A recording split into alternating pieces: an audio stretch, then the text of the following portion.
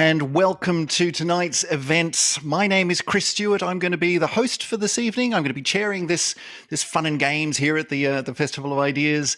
I am a local York-based science communicator, and I'm also a reasonably good, I was about to say, very close personal friend of the speaker.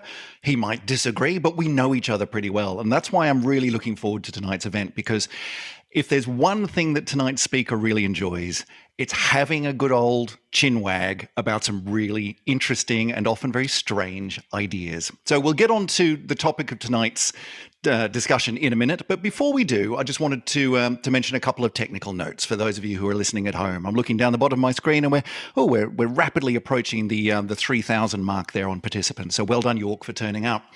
A couple of technical notes. First of all, if you're watching live, then there's a couple of important buttons down the bottom of your Zoom window there. The Q&A button allows you to type in a question and, with any luck, get an answer at the end of tonight's show. So you can hit that Q&A button, type in a question for our speaker, and at the end, we will have a bit of scheduled Q&A time, and we will go through the questions and select out some for our speaker to answer. We may not get through all of them, but we'll do our level best. So that's button number one. The other button that might be of interest to you is the live transcript button. Subtitles are available. You can turn those on and off, and it could be fairly interesting to watch and see how that live automated subtitling works with tonight's speaker, because when he gets excited about stuff, his voice gets very high and a little bit squeaky, and he talks really, really quickly. And so, if for nothing else, turn it on in those bits just to see how it manages. What other things do I need to tell you about? If you have technical issues and your Wi-Fi fails and you get dumped out of the Zoom, totally fine. Sort out your Wi-Fi and then jump on the link that you got in order to come here in the first place, and it'll slot you straight back in, and you probably won't have missed terribly much of the talk. Just come straight on back in again. Lastly, please remember that today's event is being recorded. And so if you do, unfortunately, stumble out of this one, then you'll be able to watch it again later on when it gets put up on the festival website. So that's all the technical stuff. We've got that one out of the way. I hope everyone's managed to go and get themselves a cup of tea, a glass of wine, something appropriate for tonight's event. Let me introduce what's going on here tonight. We all know that over the past 18 months or so, the world's gotten interesting. It's gotten interesting from a health point of view. It's gotten interesting from a social point of view. And from certainly a science and science communication point of view, it's become very interesting because suddenly we have a lot of armchair experts. We have a lot of opinions. We have a lot of people weighing in on things. And we have a lot of what might be charitably called fake news. There's a few conspiracy theories out there. The problem is, how are you supposed to know who to trust about things like COVID-19 or 5G or vaccinations? How do you know who to trust? How do you know who to listen to? How is anyone supposed to learn everything that you could possibly need to know about science? It's not possible. You can't make the decisions, and so you rely on experts. The trouble is, who's an expert? And who's just trying to sell you something. So tonight's speaker, James Lees, is a physics PhD student here at the University of York. He's studying heat transport in nanoscale materials. Now, if you don't know what that means, that's okay. You're not alone. In fact, you could throw up into the Q&A, does James even know what that one means? That would be a good one for him to try to answer a little bit later on. But alongside his studies, he also works as a science communicator. He writes books, articles, he gives public talks like this one. He goes to festivals, he talks to people about interesting ideas, and particularly the weirder parts of science. So could you please bang your hands together in the time-honored tradition and welcome tonight's speaker, James Lees. Good evening, guys, gals, and non-binary pals. I am James Lees, physics PhD student, science communicator, and I am sorry if it is your first time hearing this, but you're stupid. Don't worry, though, because you are in the great company of everybody else. So tonight, I want to briefly examine this idea. What does it mean to be stupid? How does we as a species manage to get up in the morning when we're all idiots? And how can that fact be weaponized against us? How we define and examine intelligence has a long and complicated history, much of which is quite simply rooted in massive racism. We might not be believing in such ridiculous things as phrenology anymore, and even our modern IQ systems have a deep and dark legacy, which are often and unfairly perpetuates racial stereotypes. But one of the massive reasons for our problems, other than the massive racism, is that defining intelligence is actually really hard.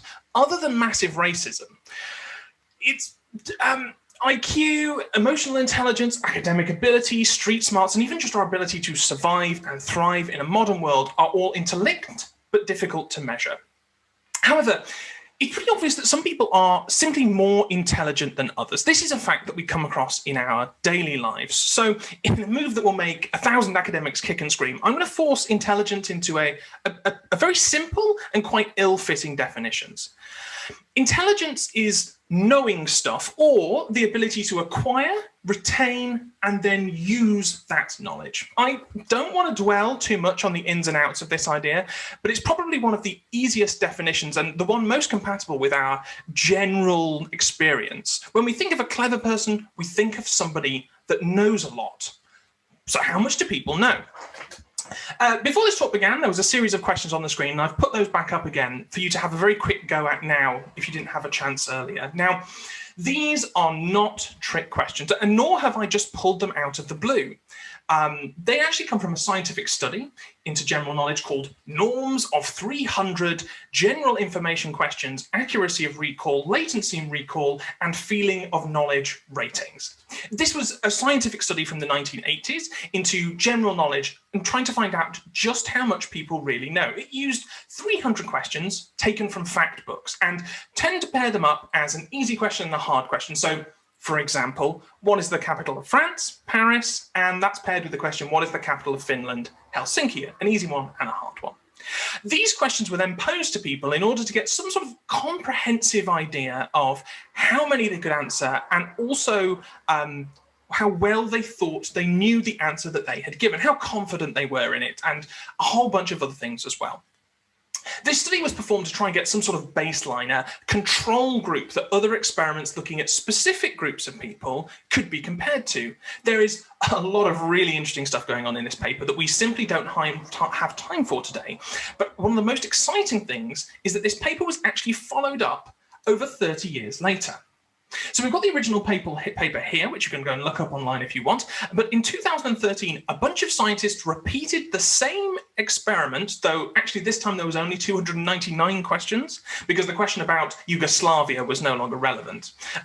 This time it asked even more people. And of course, it asked a more modern set of participants. And this is really important because what people know changes over time.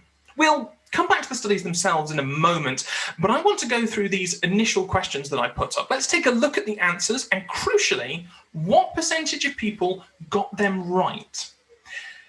So the answers that I'm going to give you are from the 2013 study, where the questions were asked in 2012. The most correctly answered one was zebra, which only 93% of people got right, meaning 7% of people still got this question wrong. And we could maybe put this down to being sort of flustered or pressured for time or something. So it gives us something of a baseline. The next question down, precious gem is red, is the ruby. The fastest animal being the cheetah, 82% of people got that right. If we pop down the numbers to the first question to fall below 50% of the participants getting it correct, Old Faithful is located in Yellowstone National Park.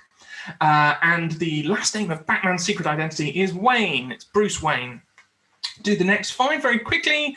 It was Lee Harvey Oswald who killed JFK. Well, not everyone believes that, but carrying on, 10% of people got that spelunkers explore caves, and just 1% that it's backgammon that uses a doubling cube. The largest desert on Earth is Antarctica. That isn't a trick question, though it might feel like one. A desert is defined by lack of rain, and Antarctica has basically no rain. And what is the highest mountain in South America? Aconcagua. Now, it's worth pointing out, when I said 0% there, that doesn't necessarily mean that nobody at all got it right. It's just that out of the amount of people that asked, so few people answered it that it doesn't even register on the statistics. So maybe some people did answer it correctly, but we just don't see that in the statistics. So if you are playing along at home and you manage to get a go, tot up your own score and see how you did compared to the general public. As I said, there is a lot of stuff that we could dig into with this data, but one of the more interesting things is how knowledge shifts over time. This is a table of the questions rank in 2012 versus their rank in 1980. As you can see, some of them stay fairly level. So Oswald, that stays pretty up there. Zebra, pretty easy one to answer. And the Ruby as well stays fairly level. But others have pretty significant shifts. And this is perfectly normal. So, for example, Bruce Wayne's secret identity, or Batman's secret identity being Bruce Wayne, is much easier for people in 2012. And it's worth considering that that was the same year as the final Christopher Nolan Batman movie, The Dark Knight Rises, whereas in 1980, the Adam West show had been off air for over a decade. Spelunking has become more popular. Backgammon has become much less, though some of the large shifts like Cheetah or Antarctica are somewhat less immediately obvious. Also, if you're wondering what the number one answered question in 1980 was, it was, what is the name of the comic strip character who eats spinach to increase his strength? Popeye, which in 2012 slid down with only 83% of people getting it right. So ranking these questions is all very well and good, but what about some hard numbers? How many people managed to get the questions right? How did we do? This is a table of all the different brackets and correct answers, and you can see pretty clearly at a glance that people did not do very well at all.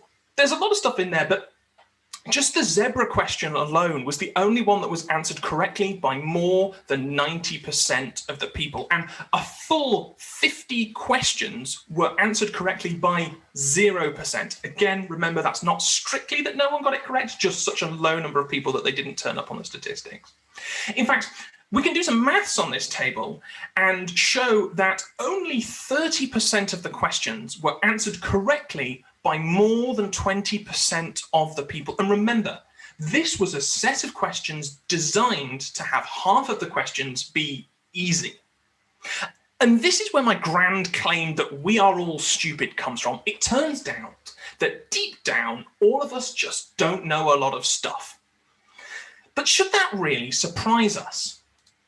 You see, there's just so much stuff in the world today. People can and have written entire series of books on even the most mundane of things.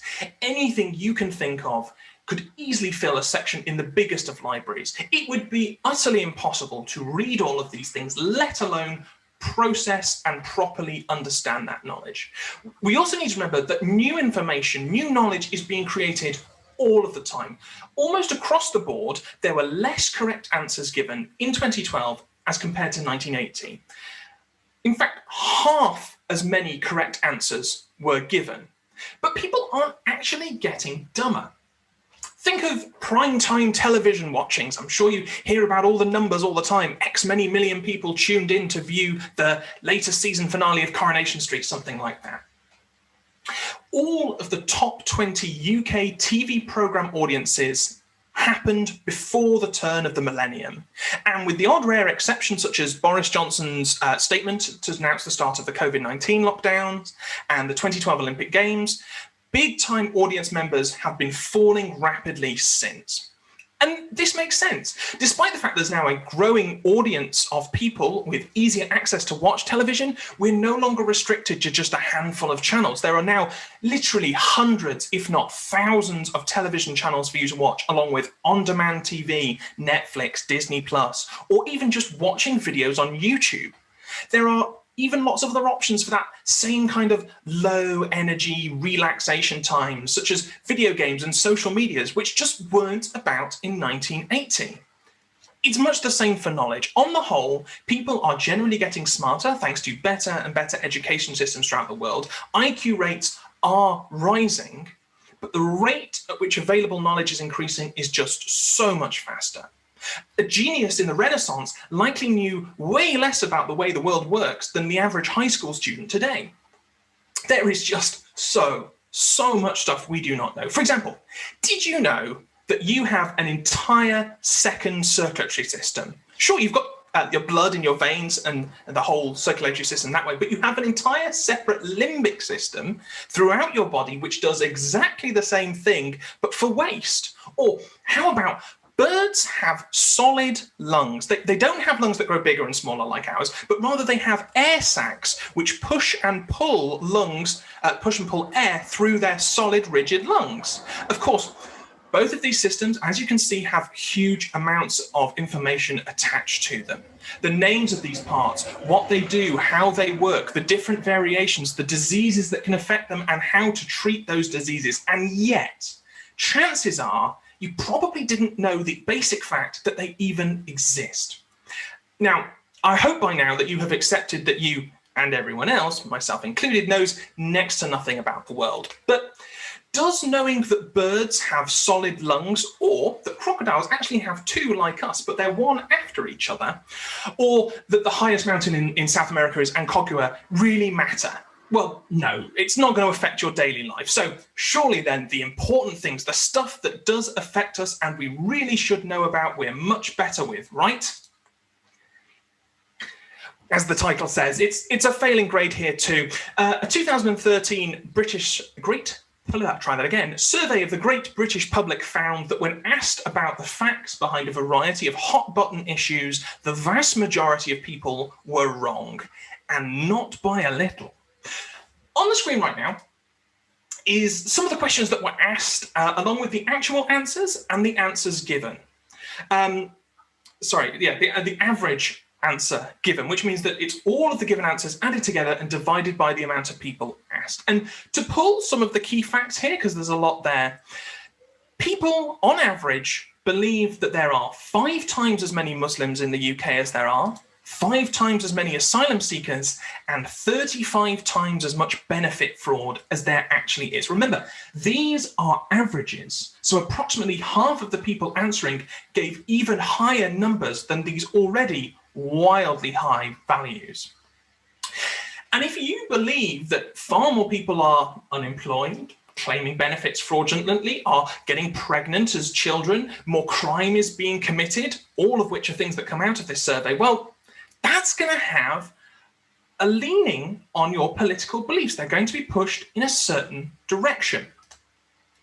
I want to take a moment here to somewhat step outside of the talk at large. Whilst I've done what I can to remove politics from this talk, ultimately, politics and the kind of things I'm talking about today are inextricably, irrevocably, and eternally linked.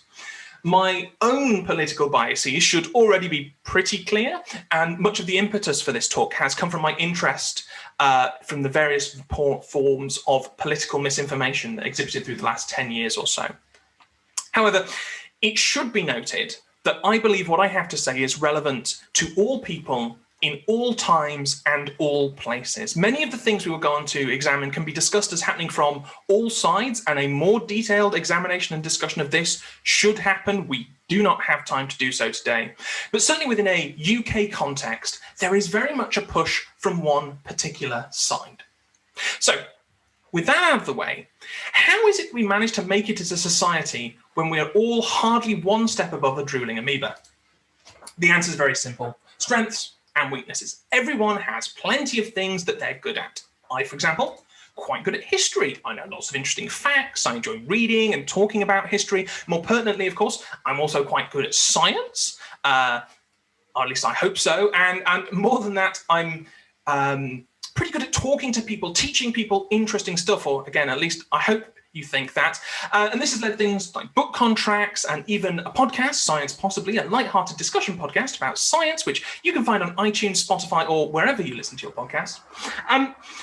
But as hard as it might be to believe, I'm not all fabulous. For example, I suck at cars. I just don't care about them. And if anything goes wrong, I ring up a mechanic. This is, by the way, a great shame to my supervisor, who regularly strips back and rebuilds her own 2CV.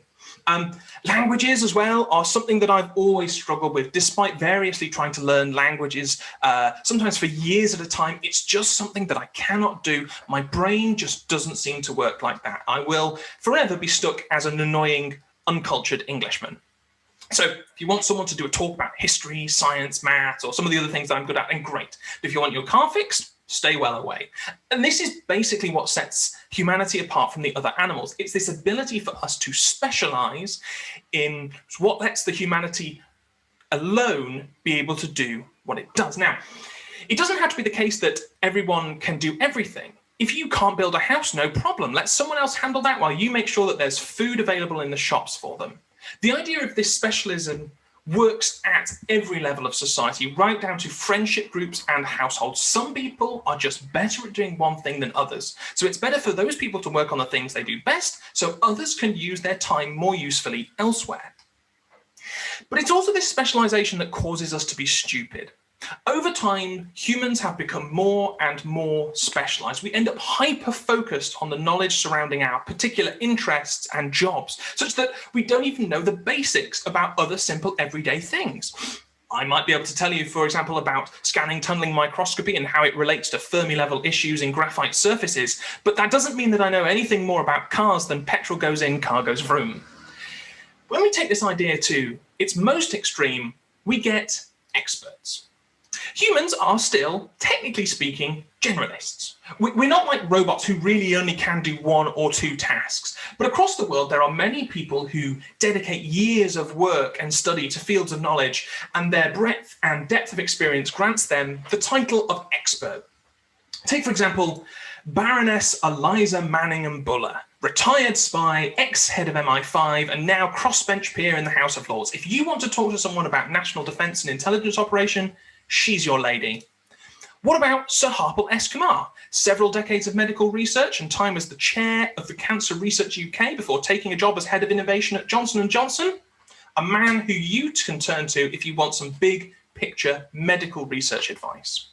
Or my favourite example, because this man is friend of the festival, assistant keeper of ancient Mesopotamian scripts at the British Museum, Irving Finkel. And I want you to picture in your mind what the assistant keeper of ancient Mesopotamian scripts at the British Museum looks like, and you're probably not very wrong. These people are all at the very heights of their field, world-renowned for their expertise, and each able to speak at the very highest degree, commanding and deserving our respect and recognition.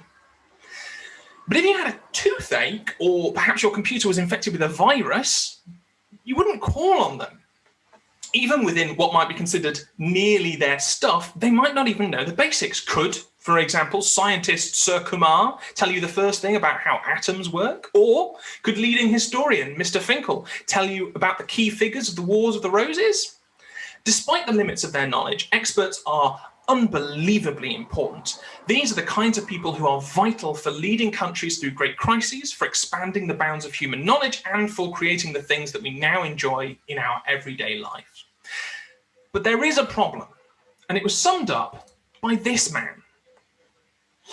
People in this country have had enough of experts. It is worth pointing out that he said this in response to being asked to name a single economist who thought Brexit was a good idea. But obviously he was right. Despite the warning of nearly every expert in every field, the people of this country voted for Brexit. But it goes much deeper than that. We can say a lot about politics, and politics is unavoidably in everything. But long after I first started writing this talk, the biggest modern example of all of this reared its ugly head. COVID-19 has permanently changed our world. There is nothing and nobody that it has not touched, and its effects will be felt for years, if not decades to come. Millions of people have died of it. Hundreds of millions have been ill. Economies around the world took enormous blows trying to stymie its effects, and the recovery globally will be a long, hard road. A pandemic is when you really do need experts. People that can tell you what will happen, how it will happen, and how to stop it. That is the simple difference between the UK's nearly 130,000 deaths and New Zealand's 26. Politics plays a large role here, of course. It's not difficult to plot deaths against governmental standing, but it does go much deeper than that. Think of the willingness of the public to believe in expert. Countries with a strong belief in science like Korea and Japan were able to quickly implement and largely stick to social distancing, mask wearing, basic hygiene, and have been rewarded with low numbers. Whereas countries which often have a greater level of scientific mistrust in the population, such as India or Russia have been much harder hit. Even within the West, here in the UK and especially in America, there has been some widespread disbelief in even the pandemic actually existing, despite all of the evidence around them and a parade of experts on the telly telling them what they need to know. Hell, in the UK, it caught on that 5G towers were spreading coronavirus, and this led to 77 signal masks, most of which, by the way, were not even 5G, being set on fire. So what's happening? What is it that's causing people to apparently give up on their senses and simply ignore experts? This, as you can imagine, is quite a complicated question, and there could again be a whole talk just on exploring that idea. But to simplify, I believe that people start with a bad idea. This could come from anywhere: a political idea, being told it by someone they trust, or even just a gut feeling not properly explored. And from this point, people are simply unwilling to change their mind, or even are only going to dig in further. There are two main reasons for this. The first one is social pain. MRI examinations have shown that when somebody is having an argument with you and you're attacking their position, the same regions of their brain light up as though they were being physically attacked. And it doesn't matter how brilliant or well-sourced your argument is, it's difficult to make somebody agree with you as you're throwing punches. The second one is a little more complicated, and it's often a bit tortured in popular psychology, but it's called the Dunning-Kruger effect. I want you to imagine a computer, and I want you to give me a number out of 10, how well you think computers work, or how much you think you know about how computers work, with 0 being you know nothing about what a computer is, or 10 that you can build one from scratch using nothing but Lego and a couple of scraps of metal. When asked to do this, or the more classic example of how a toilet works, most people put their average somewhere in the 5 to 7 range. If you consider that all of the things there are to know about computers, would you really say that you know more than half of it? You might know that a computer uses bits of ones and zeros, but do you physically know what those bits are, how they're stored, changed, and read by the computer? And even if you do know that, do you then know how those ones and zeros come together to make programming languages? How many of the literally hundreds of programming languages could you even name? And then how those fit together to make the programs on your computer work? What about the internet that it's connected to, the protocols and the websites and the huge servers across the world that make it run? How much do you truly know about them? The likely answer? Not a lot. In all likelihood, even a diverse panel of the world's foremost experts on computers couldn't realistically give an answer higher than a 2. So why does everyone give such high values? To boil down a complex theory, very simply, people have a high opinion of their own knowledge of a topic. And to make it worse, there's the Dunning-Kruger curve. This shows that when people's opinion of their knowledge increases dramatically after they gain just a little bit of knowledge. This is how someone who has done just an afternoon of Googling can believe that they know more than a doctor with a full education and decades of medicinal practice experience. It's often only after learning even more that you realize just how little you know, and then you're on your road to becoming an expert. So not only do people feel that when you're attempting to change their mind on something, they're being attacked, but they already think that they know everything there is to know. Once people have some theory, no matter how bad it might be, they will tend to stick with it, regardless of the evidence you might present. And the experts, well, they're all just wrong anyway. Actually, I don't want to throw out this idea of experts being wrong out of hand. There are a whole bunch of reasons that we shouldn't just blindly accept the word of these so-called experts, even when everything is above board. And nobody is trying to trick anyone. And believe me, there are a horde of fake experts out there.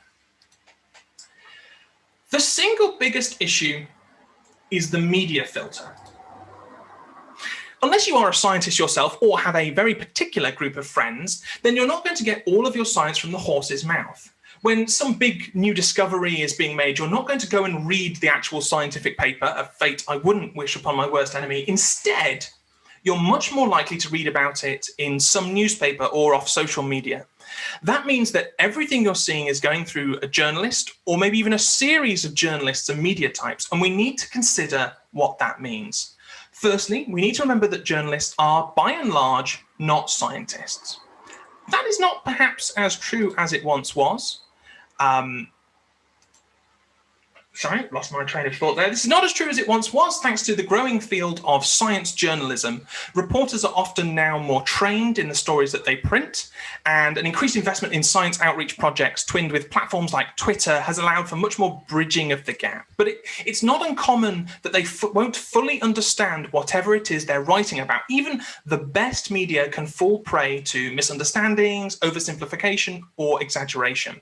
Don't forget as well that only a tiny fraction of scientific discoveries actually make it through to the news. And this is for very good reason. As a scientist, I might care about the most recent advances in silicon on insulator wafer preparation with regards to nanopatterning, but you sure as hell don't. The media has to hunt for the stories that people really care about, typically those that are most exciting and personally relevant. This leads to one of my big bugbears. Have you ever seen headlines like these? Red wine is healthy for the gut and figure, or dark chocolate may lower blood pressure. These are big stories for most media outlets, but the science behind them is often shaky at best. Some large-scale studies on a multitude of factors has shown indicators of assorted things, and some journalist has picked out that people who ate more dark chocolate were found to have lower blood pressures from the press release. Zhuzh it up a little bit, and hey presto, you've got a news story about how something that's bad for you is actually really good for you. And who's not going to click on that? Some media outlets are far worse at this than others. The Mail is a particularly bad offender, and the Express Science section is useful only for a laugh at its constant stories of impending disasters, aliens, and time travel. Between tight deadlines and the ever-present need for clicks, difficult and complicated science stories often get the raw end of the stick, meaning that what you see and what is true might not always align perfectly. And that's when everyone's being honest, which isn't always necessarily the case.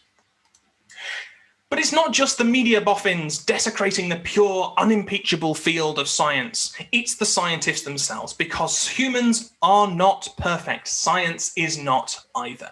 Even published and respected scientific work can have significant flaws and limitations for any number of reasons. For example, let's talk about that general knowledge paper from the beginning of this talk. You see, when I was discussing it earlier, I spoke as though it measured the general knowledge of, well, everyone. But is that the case? Could that ever actually be the case? Well, of course not. Surveying everyone would be ridiculously difficult and expensive. So instead, when we do experiments like this, we tend to use a representational group, which we then scale up. So if 10% of our group knows the answer correctly, we can assume that about 10% of everyone does.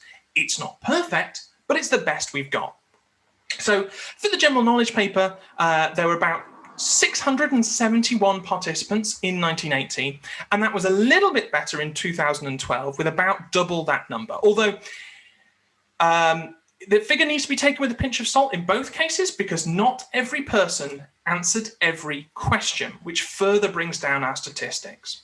But actually, the problem goes much deeper than that, because it's pretty normal to just use a small sample. Over 1,000 people is actually pretty good. But is it representative?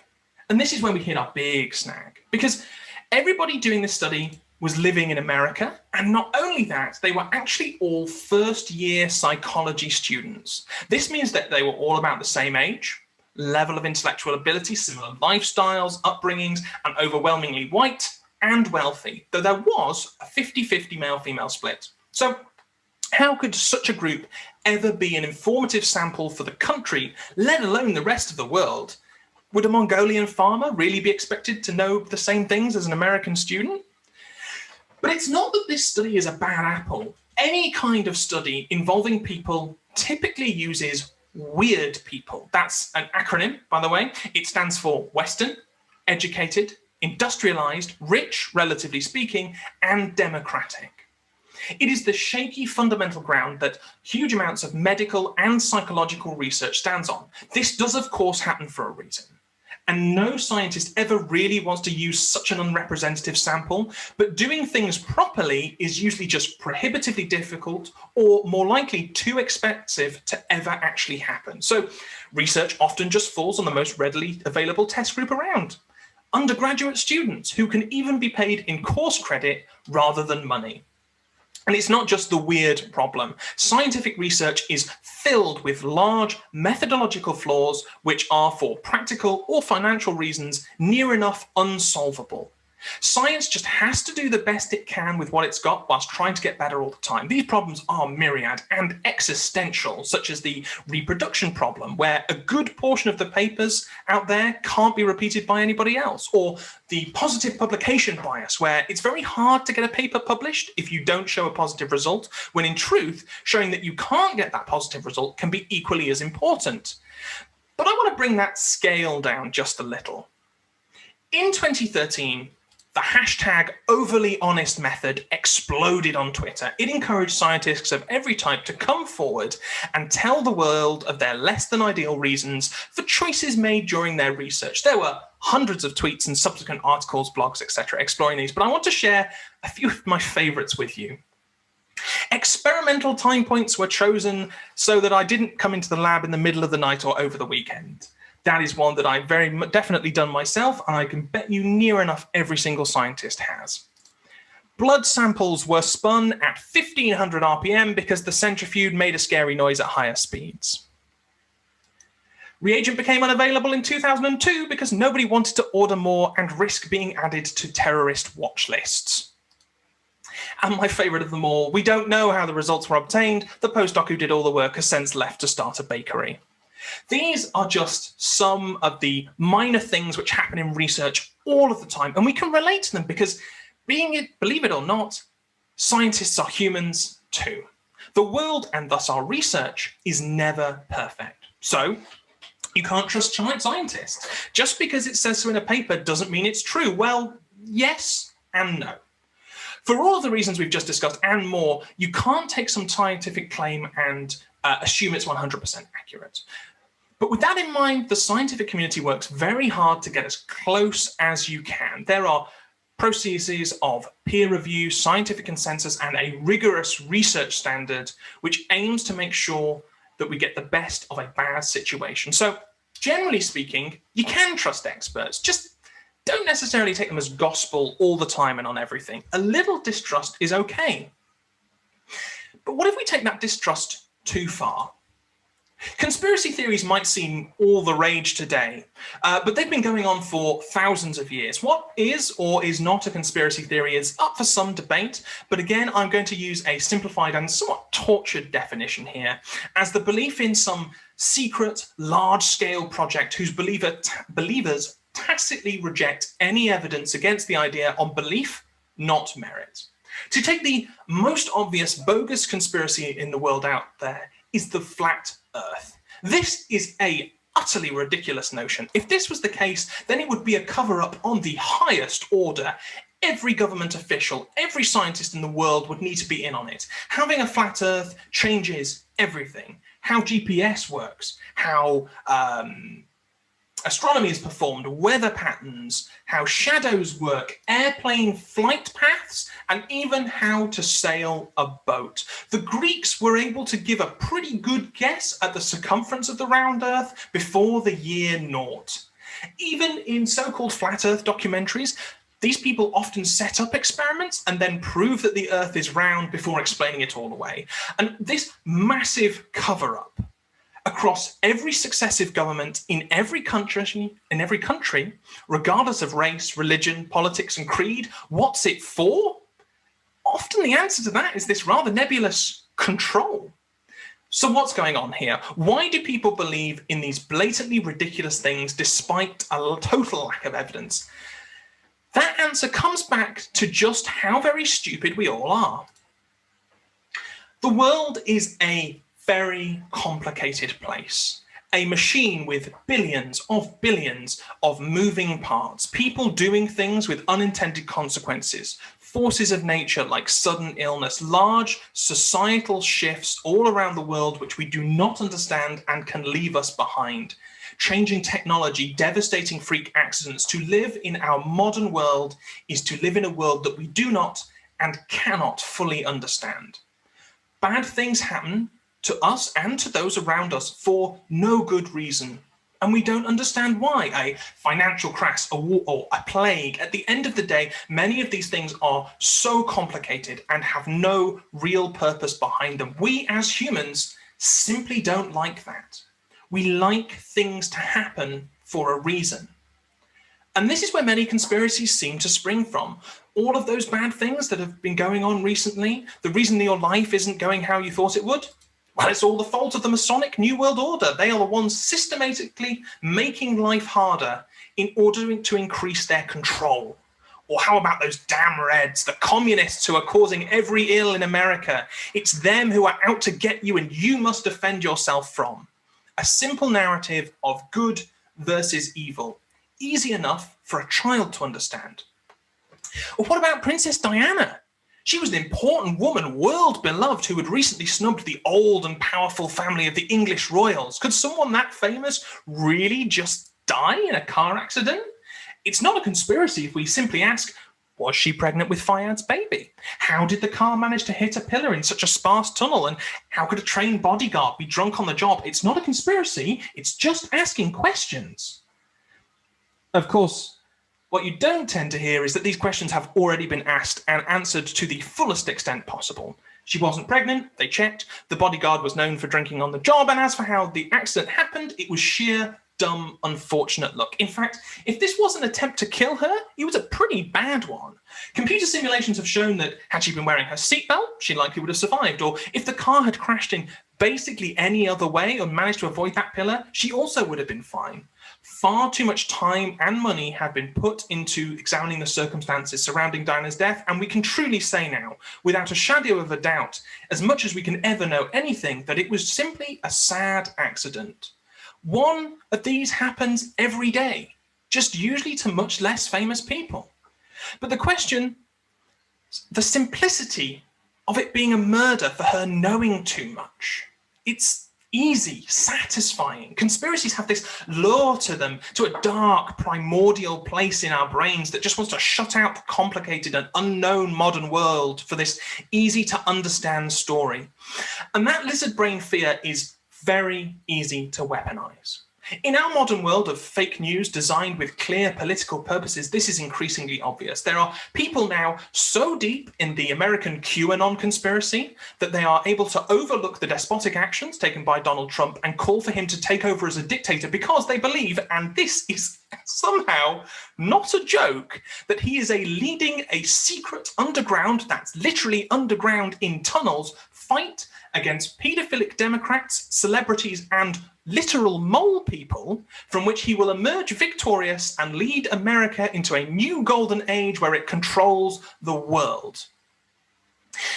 But this controlling or even creating conspiracies is nothing new. Looking at our examples up at the moment, they all really have something of the same fate. Conspiracy theories such as the Masonic World Order and the Knights Templar and such are often peddled by people who can see money in their eyes. Graham Hancock, one of the most prolific writers of these sorts of things, went from a moderately successful writer about Africa to a massively successful and rich archaeological conspiracist, pushing books, films, and other merchandise to these ideas which, based on the sources, he's pulled out of thin air. The Red Scare, as well, was actually largely a tactic by Republicans to take back control of the US government by discrediting their opponent and appearing strong against the United States' enemies, as largely evidenced by the fact that the Red Scare pretty much ended when they took back control of government, with McCarthy largely being sidelined, and it was no longer a convenient story. Even the death of Princess Diana's had its waters muddied by Mohammed al-Fayed, who was potentially trying to avoid some legal culpability for the accident. Humans are stupid, and that leaves us vulnerable. Vulnerable because we don't know enough about the world, or more importantly, don't want to face that complicated world around us. So what can we do? How can we turn back the tide of our own ignorance? The first place to start is with ourselves. I cannot encourage you all enough to experience new things, take in new knowledge, foreign films, non-fiction books on topics that you're not interested in, traveling, watching YouTube channels on bizarre niche topics, just even eating new foods. The trick is that you will never, ever know everything. You will never get anywhere close. Until the great brain-computer melding, we are all doomed to be dumb and scared. So instead, what you need to work on is your openness to new information and experience. It is only by doing this that you truly get an understanding of just how big the world is. It's all about being able to ingest and judge new information more than it is referencing what you already know. For society at large, the question is somewhat more difficult. Better education, especially in scientific and critical thinking education, is always a great place to start. And on the whole, much of the world is moving in this direction. Large-scale societal shifts in increasing trust in doctors and scientists whilst disrupting conspiracies are not something that any one individual can do easily or lightly. But what can you do to help those around you? Is simple: talk to them.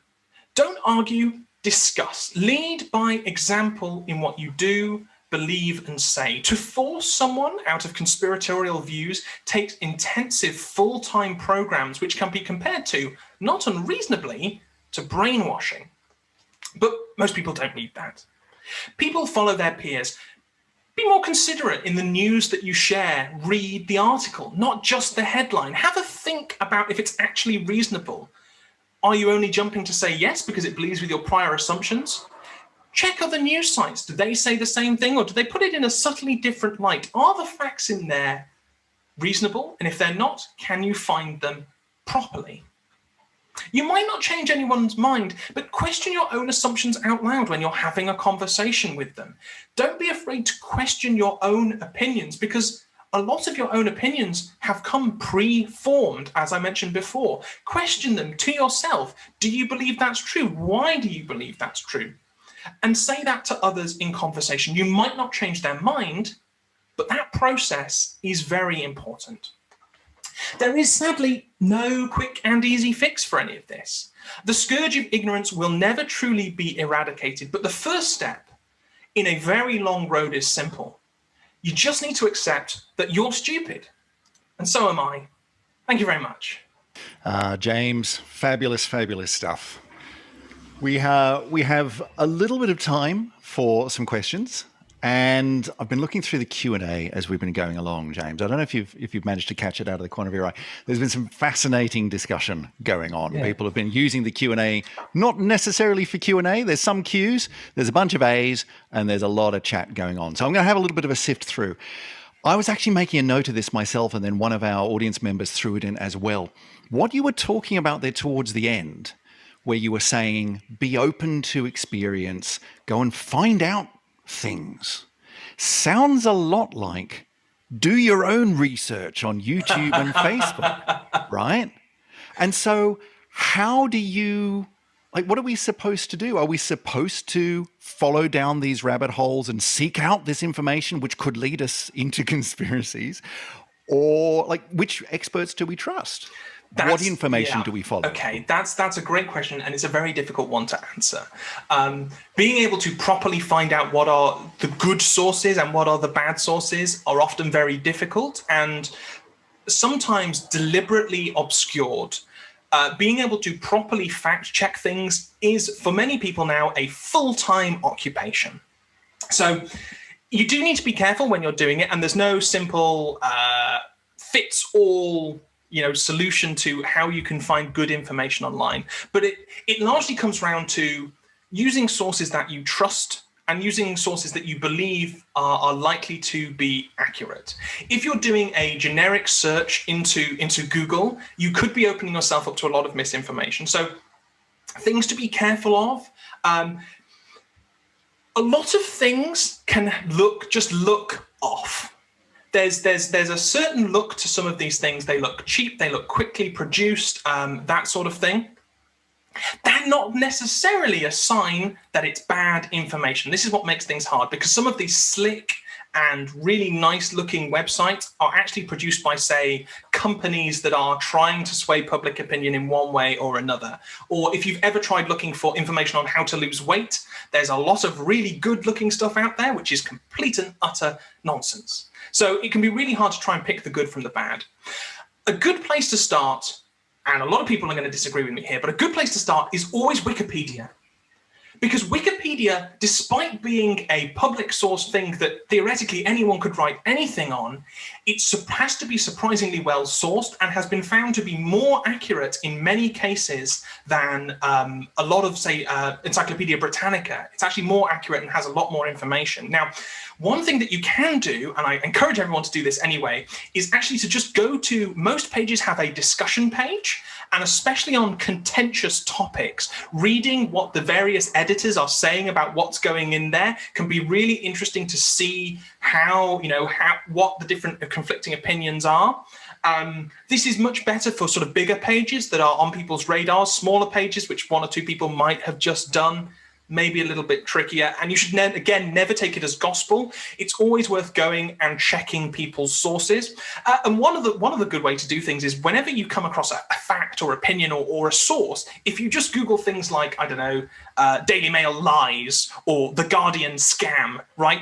And you can get that kind of opposite opinion there. I believe there's an app, I don't know if it still exists, called Compass, which tends to show you the same article but from, say, 6 or 7 different newspapers from across the political spectrum.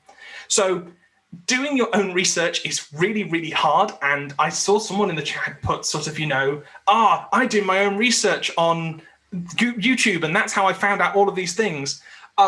It's just really hard. It really, really is. And it requires a certain level of thing. What I can recommend as well is finding scientists on social media. A lot of scientists these days have social media that's, if you want to know things about cancer, say, go and follow Sir Harpal S. Kumar on Twitter, and he will tweet out links to cancer-related websites and projects, and they will have loads of information for you there. Again, that's not foolproof. You might end up following some bogus scientists, but it's all about trying your best, being willing to accept that what you're reading is not right, and comparing to other sources as well. And just trying to get into it. It is quite hard, and there's no easy answer. Well, I mean, that does lead to another comment which has been thrown into the Q&A there, which is you can always spot a fake expert because they'll take a very complex question and give you a very simple answer. Ladies and gentlemen listening at home, we are going to continue the chat on for a little while longer because there's a bunch of questions that it would be really nice to get to, which means we might go just slightly beyond the advertised finishing time. Completely understand if you've got other stuff that you need to go and do. I mean, there are pubs open out there, for goodness sake. But if you want to stick around, we'll get through a few more questions. So the next one that I wanted to get onto, James, I was wondering if you had a comment on, stupid thing of me to say, of course you have a comment on, which is about why would we think about a conspiracy theory or someone thinking of a conspiracy theorist as being irrational? Because there's a reason why you might have a reason to believe that people in power are conspiring, and that's because a lot of the time people in power are conspiring, like it does fit a certain model of the world, which has got a lot of veracity in it. So got any comments about that one? At what point do you just draw the line and say, I'm prepared to not trust them this far, but I'm going to have to trust them from there? Yeah, right. So we know that governments do real conspiracies all of the time. And where we start to draw the lines, again, is really difficult. A lot of it comes down to what you believe. So, say, for example, a right-leaning person will believe that, much more likely to believe that Democrats are doing conspiracies, whereas Democratic people are more likely to believe that Republicans are doing conspiracies. And some conspiracies drop out all the time that we do see did genuinely happen throughout history. There are these conspiracies. But what sort of separates these conspiracies, in a certain sense, is the scale. What really pulls out these conspiracies is, if this is true, what has to happen for this to be true is so monumental that it's just patently ridiculous. A couple of ways to sort of get is, how big is a conspiracy? The larger a conspiracy is, the less likely it is to be true. So something like flat Earth basically requires, I don't know, spitballing 1% of the entire world's population to be covering it up. All of the, technical people, sailors, anyone that does anything with boats or planes or land or anything like that. So they'd all need to be in on it, which makes that ridiculous. And you just know that Dominic Cummings would be coming out with some text messages saying, well, by the way, so, I've got it all in here. Look how leaky these kinds of things are, right? Think how badly information is kept within one government, right? We hear that Boris Johnson wasn't attending meetings because he was writing a book about Shakespeare, right? That's inconsequential. Well, it's not inconsequential, but it's, compared to we are lying to the world that vaccines actually contain microchips to control the population, it's so tiny and inconsequential that, that sort of thing wouldn't come out. And we have whistleblowers and, there are these big conspiracies, governments listening in on people, that sort of thing, which are true, and they do eventually come out, and they can be there for a while, but it's generally just the blatant style, and often even that initial idea that just doesn't quite fit. And then people are able to take those to extremes. And hey, one of these might one day turn out to be true, and at which point I am happy to hold my hands up and say, but a lot of these things have had a lot of evidence put around them, especially as well, actually, interestingly, is historical conspiracies, so things like JFK, Diana, Marilyn Monroe, that sort of thing. A lot of the conspiracy stuff only starts to come out anywhere up to maybe sort of 5 years later, when there's been enough time to have a distance from that event, and then people can start making money off it. A lot of books and stuff come into this sort of stuff. So looking as well where these conspiracy theories start is often a really good idea. And if there's not this, one obvious start point, that's also probably going to key you in on things. I would just like to point out that there have been a couple of comments in the chat which are making the very clear point that, someone like yourself, James, who was a part of the Illuminati, would do a seminar trying to show that the Illuminati doesn't exist. So you're right on track there. I think you. So I have been accused before of being in the pocket of like big green energy, which honestly, if you are big green energy and you're willing to pay me to say great things about solar panels, please hit me up.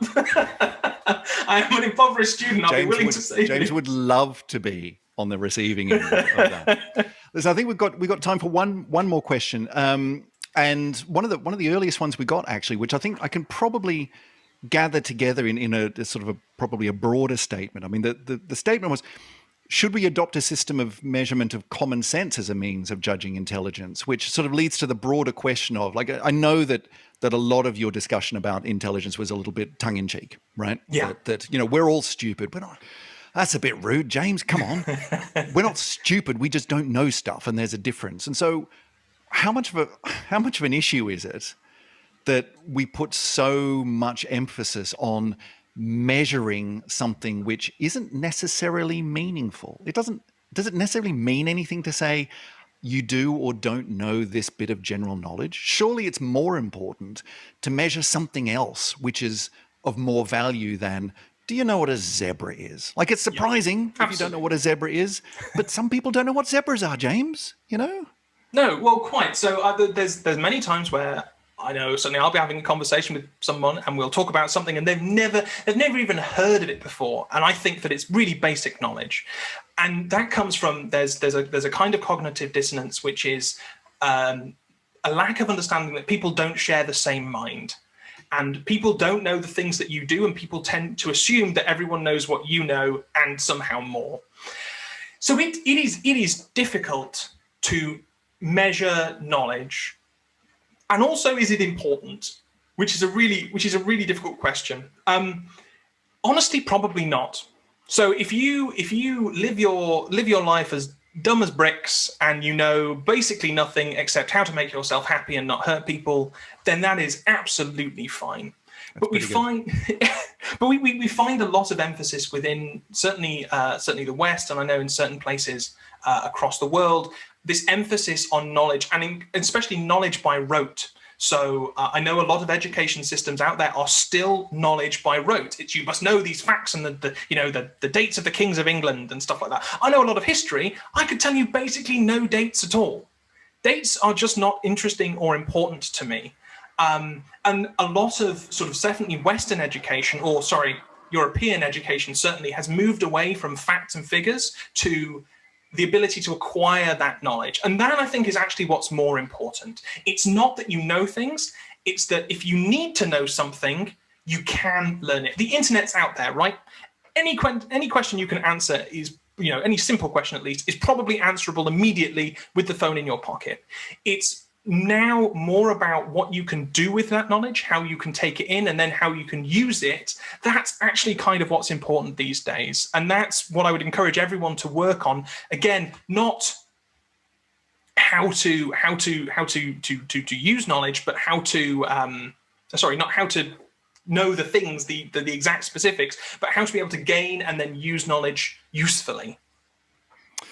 I think we're going to need to leave it there, but I was reminded of something when you were probably about three-quarters the way through your spiel here tonight, James, which was a wonderful line from the fabulous musician and comedian Tim Minchin, although I don't think it was his originally, which was, if you open your mind, you open your mind too much and your brain will fall out. And I think somewhere in the middle here is a balance of critical thinking, gaining of knowledge, but really thinking hard about who's given you that knowledge and what's in it for them. Listen, can we please thank, in the normal fashion, at home with your cup of tea and your bowl of ice cream, please thank our speaker, James Lees, in the usual fashion. I can hear through the electrons flowing through the website right now, this massive rush of applause. Thank you, everyone, for turning out, and thank you, James, for a thought-provoking, as ever, conversation tonight. I would like to remind everyone that this event has been recorded, and so if you want to go and watch all this again and relive the experience and try to figure out exactly at what point James's cover of Illuminati started to slip, then you can get it on the festival YouTube channel, which can be accessed from the Watch Again section of the festival website after about the 20th of June. You're going to be contacted by email if you've signed up to come along tonight when the video is available to view. We really hope that you're going to be engaged with the rest of the festival. There's still a bit to come. So head on over to yorkfestivalofideas.com for full details of all of the events that remain in the festival program. And we'd love to hear your thoughts on the events. Continue the conversation using the hashtag YorkIdeas. Let us know what you think. And with any luck, we'll see you again, maybe online, maybe in person, for York Festival of Ideas next time around. So thank you, everyone, for turning out. We'll see you next time. Good night, everybody.